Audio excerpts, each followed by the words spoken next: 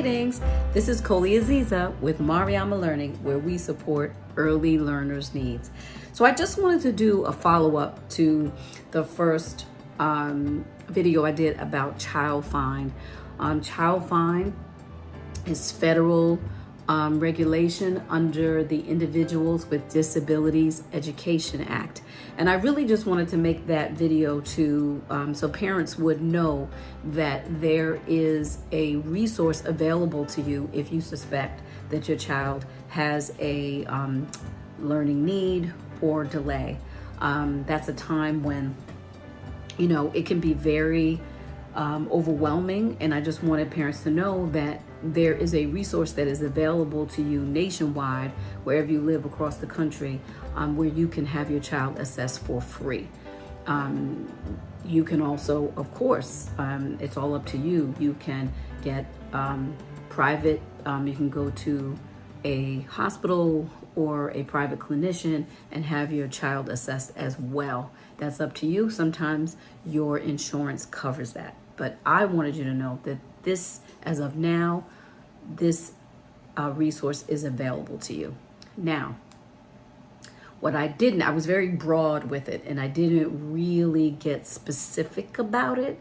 Under the law, you have a Part C and a Part B. The Part C gets more specific about the infants and toddlers, and Part B gets more specific about ages 3 and on. Again, child fine goes from 0 through 21. So at any point during that time, you can have your young person assessed. If you feel that there is a need for them to be, the team will gather, discuss, interview you, get information from you, and then meet with you and your child, of course, to assess. Now, there were some other things that I just wanted to be more specific about. Again, this is a run throughout the country. So depending on what state you go into, state or local jurisdiction, things may be run a little different. However, and I would encourage you to look at the law. There's things that are stipulated under the IDEA, the Individuals with Disabilities Education Act. I would encourage you to do that. I know we're busy, we're running, and I think people expect us not to read the law.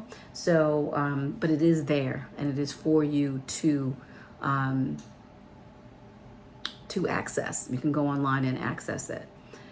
I am in the state of Maryland, so I will be providing the numbers for you to access, the counties and the numbers for both the infants and toddlers and for age 3 and above.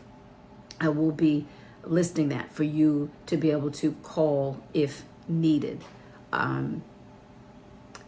What I wanted to discuss was the difference between the assessment process with the infants and toddlers and once your child turns 3. So with the infants and toddlers, yes, everything starts on the phone, just like if your child is preschool age. But when the infants and toddler teams usually assess, they go into the home. So I used the example in one of my videos about my niece, who is now in her 20s. When she was first assessed, the infant toddler team came into the home because she was a toddler at the time. These are babies. And so, it's kind of hard to bring them out. And so the teams would usually go in to the home. And of course, the parent has to be there. And then once my niece was assessed and it was found that she did have a need, and my sister, of course, had to give permission and sign for assessments to be done. Parents always have to sign for assessments to be done. Then the team then came in, and services were rendered in the home. So that's a difference. And I know states may do things differently, but with our infants and toddler teams, you will see that them going into the home versus having a 3-year-old come to school. And parents can bring their children to school, but also there are 3-year-olds that actually get on the bus, 3, 4, and 5-year-olds that get on the bus and go to school to receive their special ed and support services. I think those were the differences that I really wanted to talk about that I did not mention in that first video. Again, I was very broad. I talked about the assessments, but I didn't talk about there really being in many states in most states the differentiation between the infant and toddler program and the 3-year-old, well, starting at 3 and above services. Sometimes that starting at 3 is called the child fine. It's called child fine, but it really is all child fine from 0 to 21.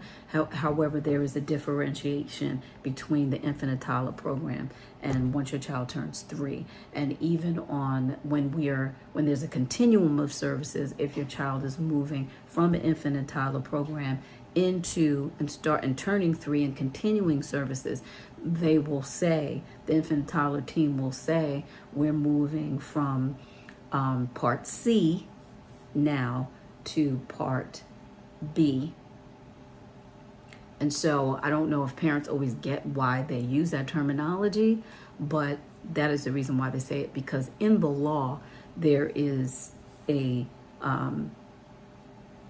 part of the law that speaks specifically about infant and toddler, part C, and part of the law that speaks about 3-year-olds and up, part B. The other thing I did want to mention was that when your child is, well, 2 more things and then I'll be done.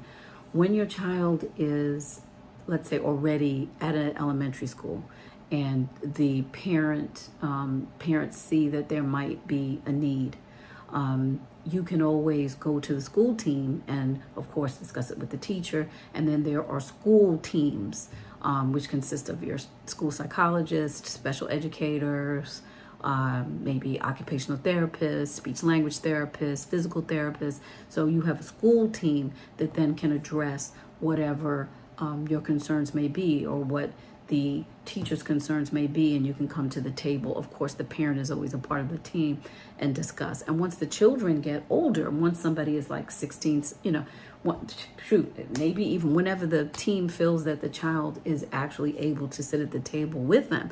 But I don't know, there may be law for that, and I'm not sure of that. But children can come, young people can come to the table once they're able to actually sit and discuss what they may be having difficulty with and all of that. So, but we're talking mainly about our early learners. So then we're mainly talking about the parent being at the table as part of the team. And so that can happen when you are in your elementary school and then you discover that your child may have some needs. And so you don't have to call child find at that point because you can just address it with your school team. However, they do have a number for you to call once your child gets past a certain age. You'll see that in the listing for Prince George's County. There is a specific number, I believe, for 6 and up.